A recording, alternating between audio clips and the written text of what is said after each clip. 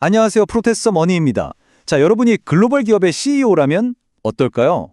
프랑스에서 대박 날 것 같은 프로젝트를 발견했는데 문제는 모든 돈이 유로화라는 겁니다. 이걸 달러로 환산해서 가치를 따져봐야 하는데 어떻게 해야 할까요? 오늘 바로 이 문제, 국제자본 예산의 핵심을 아주 쉽게 파헤쳐 보겠습니다. 네, 오늘 우리가 다룰 내용인데요. 먼저 왜 이게 고민거리인지 그 딜레마부터 시작해서요. 이걸 푸는 두 가지 방법, 자국통화 접근법이랑 외국통화 접근법을 차례로 볼 거예요. 그리고 재밌는 건 두 방법의 결과가 똑같이 나온다는 건데 왜 그런지도 한번 보고요. 마지막으로 숫자만 보고 투자했다간 큰일 날 수 있는 그 이면의 위험들까지 짚어보겠습니다. 자, 그럼 첫 번째 주제, 해외 투자의 고민입니다. 구체적인 사례를 하나 들어볼게요. 여러분이 지금부터 미국의 킬스트롬 이퀴프먼트라는 회사의 CFO가 됐다고 한번 상상해보세요. 프랑스에 정말 괜찮은 투자 기회가 생긴 거예요. 근데 문제는 초기 투자금도 유로, 앞으로 벌어들일 돈도 다 유로라는 거죠. 우리 회사는 미국 회사인데. 그럼 이 프로젝트가 진짜 돈이 되는지 알려면 NPV, 순현재 가치를 계산해야 하잖아요. 이걸 도대체 어떻게 해야 할까요? 자, 우리가 가진 정보는 이렇습니다. 처음에 200만 유로를 투자해야 하고요. 앞으로 3년 동안 매년 90만 유로씩 현금이 들어올 걸로 예상이 돼요. 현재 환율, 미국과 유럽의 이자율 같은 정보들도 있죠. 자, 보세요. 전부 유로 아니면 달러 막 섞여 있잖아요. 이 상황에서 어떻게 달러 기준으로 이거 하자, 말자 결정을 내릴 수 있을까요? 바로 여기서 두 가지 선택지가 생깁니다. 학생 목소리, 그럼 두 방법 중에 뭐가 더 좋은 건가요? 교수님 목소리, 아주 좋은 질문이에요. 정답을 미리 말하기보단 우리가 직접 한번 따라가 보죠. 첫 번째 길, 바로 자국통화 접근법부터 시작해 보겠습니다. 자, 자국통화 접근법. 이름 그대로예요. 모든 걸 우리 돈, 즉 달러로 바꿔서 생각하는 거죠. 아주 간단합니다. 미래에 들어올 유로화를 전부 예상 달러 가치로 환전해버리고 그 다음에 우리가 원래 쓰던 달러 기준 할인율로 NPV를 계산하는 거예요. 근데 교수님, 말이 쉽지. 지금 환율은 알지만 1년 뒤, 2년 뒤 환율을 저희가 어떻게 알아요? 그걸 모르면 달러로 바꿀 수가 없잖아요. 맞아요. 아주 핵심적인 질문이에요. 미래 환율을 점쟁이처럼 맞출 순 없겠죠. 그래서 우리가 사용하는 아주 강력한 이론적 도구가 있습니다. 바로 국제 피셔 효과라는 건데요. 이 공식 복잡해 보이지만 아이디어는 진짜 간단해요. 뭐냐면 이자율 높은 나라 돈의 가치는 이자율 낮은 나라 돈에 비해서 딱 그 이자율 차이만큼 떨어질 거다라고 예측하는 거예요. 왜냐? 그래야 이쪽 나라에 투자하던 저쪽 나라에 투자하던 결국 수익률이 비슷해지니까요. 자, 우리 사례에 한번 적용해 볼까요? 유럽 이자율이 7%, 미국이 5%, 차이가 2%죠. 그럼 유로화 가치가 달러 대비 매년 2%씩 떨어질 거라고 보는 거예요. 그래서 현재 환율에다가 매년 1.01을 곱해주는 겁니다.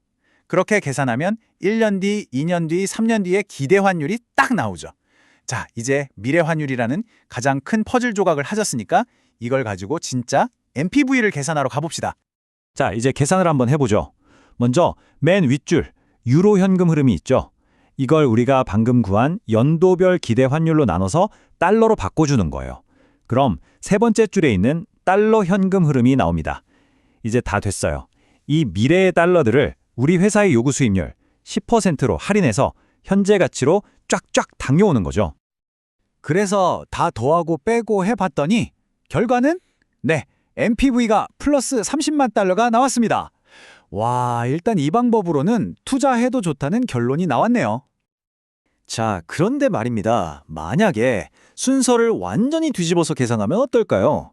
이번에는 두 번째 방법, 외국통화 접근법입니다. 이건 뭐냐면 일단 달러는 잊어버리고 그냥 유로 기준으로 NPV를 싹 다 계산한 다음에 맨 마지막에 딱 한 번만 달러로 바꾸는 거예요.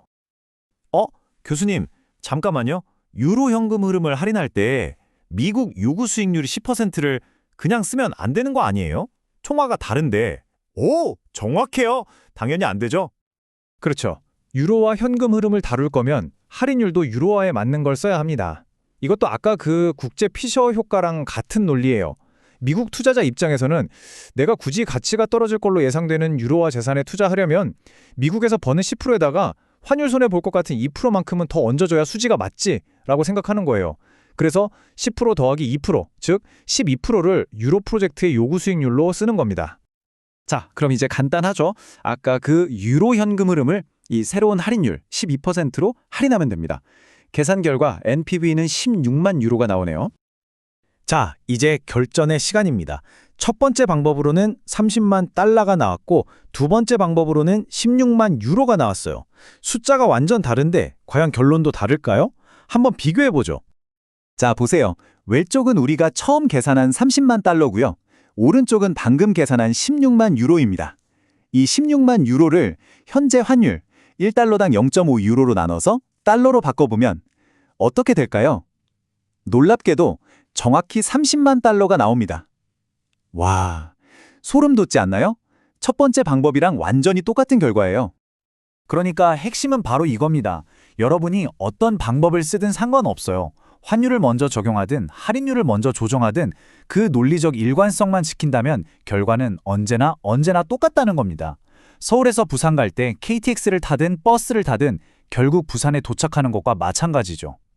자, 그럼 이제 NPV가 플러스니까 무조건 투자하자 하고 보고서를 올리면 될까요? 국제 투자가 그렇게 간단하면 얼마나 좋겠어요. 숫자 너머에 우리가 반드시 봐야 할 것들이 있습니다.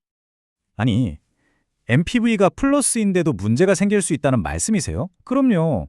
아주 큰 문제가 생길 수 있죠. 우리가 쓴 환율, 그거 기대 환율이잖아요. 말 그대로 예측일 뿐이에요. 실제 환율이 미친 듯이 널뛰기 하면 우리 계산은 다 소용없어집니다. 이걸 환율 위험이라고 하죠. 또 돈을 잘 벌었는데 프랑스 정부가 갑자기 외국으로 돈 못 보냅니다. 막아버리면 어떡해요? 이걸 자금 송금 제한 위험, 더 크게는 정치적 위험이라고 부릅니다. 이런 것들은 NPV 숫자에는 전혀 나타나지 않아요.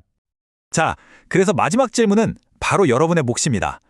재무 분석 결과 이 프로젝트는 분명히 가치가 있습니다. NPV가 플러스 30만 달러니까요.